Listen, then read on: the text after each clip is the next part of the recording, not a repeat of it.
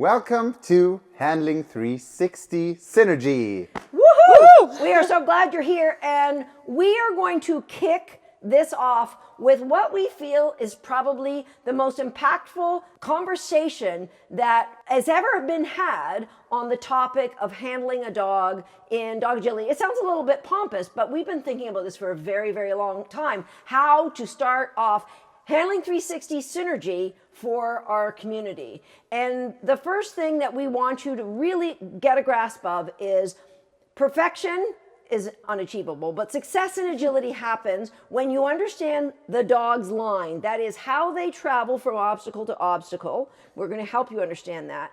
But also, your role is how you communicate with that dog to change the line when the course dictates it. And there's basically 4 groupings of communication tools that are available, and some of them are super impactful to the dog. The most obvious is motion. Mm-hmm. Yeah. Right? So our motion actually is the most impactful, which you might think your voice is, but it isn't. Case in point, take your average dog, Bella.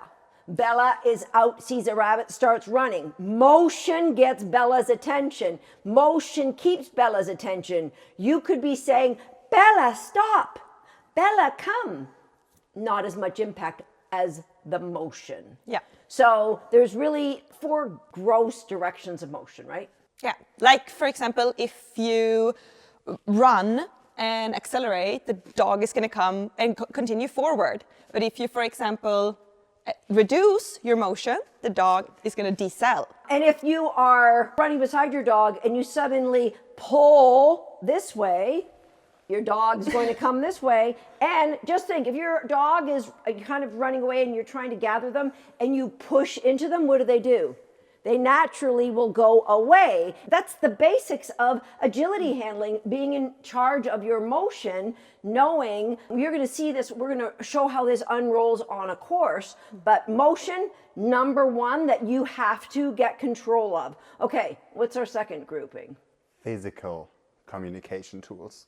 So we have 7 core physical communication tools, and some of them would be our hands, our feet, and our arms, our shoulders. Why don't you do the rest? Our legs, our hips, our head, our eyes. And the goal is that all of these are syncing. And the goal for us in this program is that you understand how all of these are working and how all of these are giving your dog information on the course. And that's when it's beautiful. That's when it works synergistically, which is why we're calling this rendition of Handling 360 Synergy. Now, the 2 less important communication groupings, I've already mentioned verbals. Now, we make them super important here in Handling 360, but they are not innately as powerful as the other 2. And the final and least important, but ones we'll teach you about, is your position and how you can communicate where your dog to go based on where you're moving to, where you're standing, will dictate that you want to turn for your dog or you want them to drive forward. So those are the 4 groupings. And now we want to go over some of the ways, like triggers for you, that will help you as a handler get these things in some sort of common sense pattern for your brain. So let's now talk about handling triggers.